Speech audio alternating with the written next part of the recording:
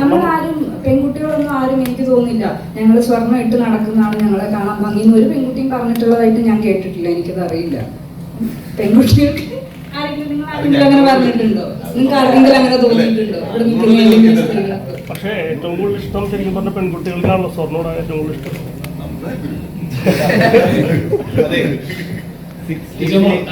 ഒരു മിനിറ്റ്, 60s-ലെയും 70s-ലെയും ഒത്തിരി സ്ത്രീകൾ സ്ത്രീധനത്തിന് പേരിൽ ഇപ്പോഴും കല്യാണം കഴിക്കാതെ നിൽക്കുന്നുണ്ട്.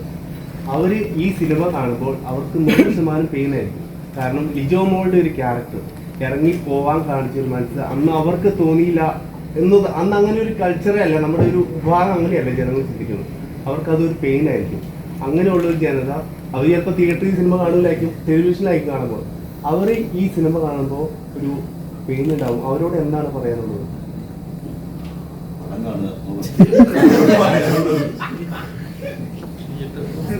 അവരോട് എന്താ പറയാനുള്ളതെന്ന് ചോദിച്ചാൽ അന്നവർക്ക് അങ്ങനെ ഒരു ധൈര്യം കാണിക്കാൻ പറ്റില്ല എന്നുള്ളതല്ലേ. ഇനിയുള്ള ഫ്യൂച്ചർ ജനറേഷൻസിനോടെ പറയാൻ പറ്റുള്ളൂ. കാരണം അവരുടേത് ഇപ്പൊ അവരുടെ ലൈഫ് അവർ ജീവിച്ചുകൊണ്ടിരിക്കുകയാണ്. ഇനിയുള്ള ഫ്യൂച്ചർ ജനറേഷൻസിനോട് പറയാനുള്ളത് നിങ്ങൾ തീരുമാനം എടുക്കുക. ഇത് ആദ്യം വ്യക്തികളാണ് തീരുമാനം എടുക്കേണ്ടത് ഇങ്ങനെ ഒരു കാര്യത്തിൽ, ഈ ഒരു വിഷയത്തിൽ. പിന്നെ അത് കുടുംബങ്ങളിൽ നിന്ന് വ്യക്തികളും പിന്നീട് അത് കുടുംബങ്ങളിലുമാണ് ആ തീരുമാനം ഉണ്ടാവേണ്ടത്. അപ്പൊ അത് ആലോചിച്ച് ബുദ്ധിപരമായ ഒരു തീരുമാനം എടുക്കുക എന്നുള്ളതേ പറയാനുള്ളൂ. കാരണം നമ്മളിപ്പോൾ ഈ ഒരു സിനിമ ചെയ്തത് കൊണ്ടോ അല്ലെങ്കിൽ ഇങ്ങനെയുള്ള വിഷയങ്ങളെ കുറിച്ച് നമ്മൾ സംസാരിച്ചത് കൊണ്ടോ ഒറ്റ രാത്രി കൊണ്ട് ഒരു രാത്രി ഇരുട്ടി വെളുക്കുമ്പോഴേക്കും മാറ്റം ഉണ്ടാകുമെന്ന് നമ്മൾ ആരും പ്രതീക്ഷിക്കുന്നില്ല. അങ്ങനെ ഒരു മാറ്റവും ഒരിടത്തും ഉണ്ടായിട്ടില്ല.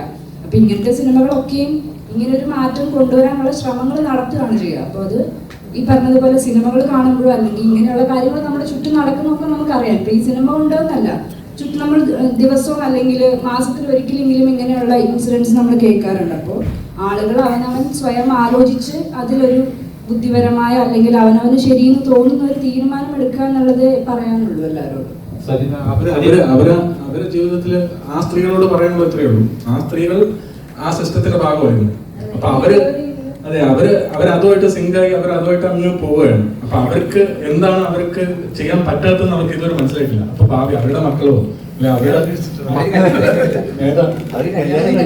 കഴിച്ചിട്ടില്ലെന്നാണ് പറഞ്ഞത്.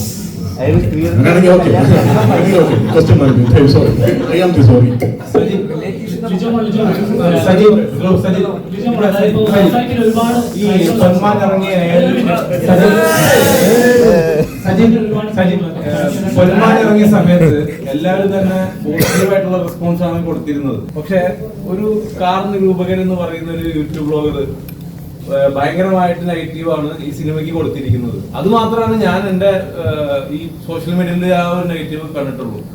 ഈ സിനിമാ നിരൂപകർ എന്ന് പറയുന്ന ഈ ഇത്തരം യൂട്യൂബേഴ്സിനോട് എന്താണ് പറയാനുള്ളത്? ഇവർ സിനിമാ നിരൂപണമാണോ ചെയ്യുന്നത് അതോ അവരുടെ ഏണിങ്സിന് വേണ്ടിയിട്ടാണോ അവർ ചെയ്യുന്നത് എന്നുള്ള രീതിയിൽ എന്താണ് ഇതിനെങ്ങനെയാണ്? എനിക്കൊന്നും പറയില്ല. അവർക്ക് പറഞ്ഞത് കണക്ട് ആവുന്നതുകൊണ്ടായിരിക്കും ചിലപ്പോൾ അവരങ്ങനെ പറഞ്ഞത്. ബാക്കിയുള്ള റിവ്യൂസ് ഒക്കെ അത്യാവശ്യം പോസിറ്റീവാണ്.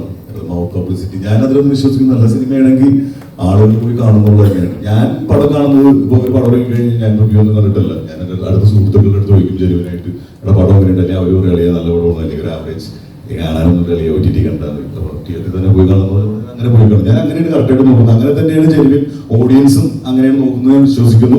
പിന്നെ ഈ പറഞ്ഞ പോലെ യൂട്യൂബറുടെ കാര്യം എന്ന് വെച്ചാൽ അവർക്ക് ചിലപ്പോൾ സിനിമ കണക്ട് ആയിട്ടുണ്ടാവില്ല. അവർ ചിലപ്പോൾ ഒരു മലബാർ ഏരിയ ഇങ്ങനത്തെ ഒരു സിസ്റ്റം മനസ്സിലാക്കാത്ത ഒരാളായിരിക്കും. ഒരു കൊല്ലത്തിന്റെ കൾച്ചർ അറിയാത്ത ആൾക്കാരായിരിക്കാം. ചിലപ്പോൾ അവര് ഡൗറി മേടിച്ചിട്ട് കല്യാണം കഴിച്ചേക്കുന്നത് അതുകൂടി ചിലപ്പോൾ കൊണ്ടിട്ടുണ്ടാവാം.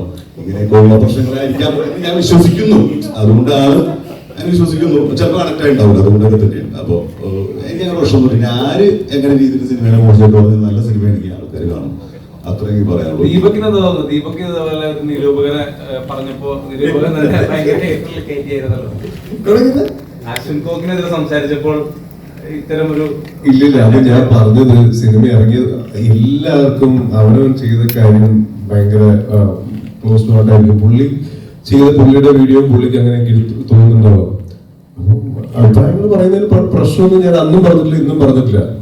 പടം കണ്ടിട്ട് പിന്നെ ഒരുപാട് ഫസ്റ്റ് ഡേ തന്നെ ഒരുപാട് ആൾക്കാരിലേക്ക് എത്തിക്കുമ്പോൾ ചെറിയ ചെറിയ സിനിമകൾ ചിലപ്പം രക്ഷപ്പെടാതെ പോകും അല്ലെങ്കിൽ ആൾക്കാർ കാണാതെ പോകും. ചിലപ്പോ എല്ലാവർക്കും ഒരേപോലെ സിനിമ കണക്ട് ആവണമെന്നില്ല. കണക്ട് ആവുന്ന ആൾക്കാരുണ്ടാവും. പിന്നെ അത് തിയേറ്ററിൽ കാണാതെ OTT കണ്ടിട്ട് നല്ല സിനിമയായിരുന്നു എന്ന് പറഞ്ഞതിനേക്കാൾ നല്ലത് തിയേറ്ററിൽ പോയി കാണാനുള്ള ഒരു അവസരം ഉണ്ടാക്കുക എന്ന് മാത്രമേ ഉള്ളൂ. ഇതുകൊണ്ട് ഗുണമുണ്ട് ദോഷമുണ്ട്.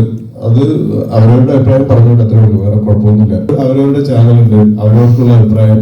ഇപ്പൊ നമ്മള് നേരത്തെ പറഞ്ഞ പോലെ പടം ഇറങ്ങിക്കഴിഞ്ഞാൽ നമ്മളെ അടുത്ത സുഹൃത്തിനെ വിളിച്ച് ചോദിക്കും എങ്ങനെയുണ്ട് പടം, കാണാൻ കൊള്ളാവോ ഇല്ലെങ്കിൽ. അത് അവന്റെ ഒരു അഭിപ്രായം കേൾക്കുന്ന പോലെ ഇപ്പൊ ആൾക്കാർ ചിലപ്പോൾ യൂട്യൂബിലുള്ള വീഡിയോ കണ്ടിട്ട് സിനിമ കാണുന്ന ആൾക്കാരുണ്ടാവും. അതല്ലാതെ ചില ആൾക്കാർ ചിലപ്പോൾ സിനിമ ഡയറക്റ്റ് എന്ത് സിനിമയാണെങ്കിലും കുഴപ്പമില്ലാന്ന് തോന്നി കഴിഞ്ഞാൽ ട്രെയിലർ അല്ലെങ്കിൽ ടീസർ കണ്ടിട്ട് കാണണം എന്ന് ഉള്ളിൽ ആഗ്രഹിച്ച് ട്രെയിലർ പോലും കാണാതെ സിനിമ കാണുന്ന ആൾക്കാരുണ്ട്. അങ്ങനെ പല ടൈപ്പ് ഓഫ് ആൾക്കാരുണ്ട്. അപ്പൊ പിന്നെ അതൊരു ഇതിന്റെ ഭാഗമായിട്ട് അങ്ങനെ കൂടെ കൊണ്ടുപോകാൻ മാത്രമേ ഉള്ളൂ. സിനിമകൾ നല്ല സിനിമകളാണെങ്കിൽ തീർച്ചയായും ആൾക്കാർ കാണും, വിജയിക്കും, ചർച്ച ചെയ്യപ്പെടും. ഉറപ്പായിട്ടും നമ്മുടെ സിനിമ അതുപോലെ സംഭവിക്കുന്നുണ്ട്.